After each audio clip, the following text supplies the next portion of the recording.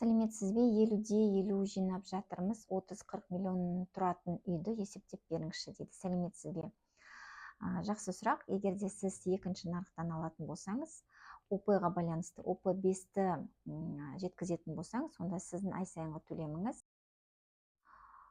төлеміңіз 212.500 теңге болады. Егер де сіз екінші нарықтан үй алатын болсаңыз. Егер де алғашқы нарықтан алатын болсаңыз, онда ай сайынғы төлеміңіз 175.000 теңгені құрайды.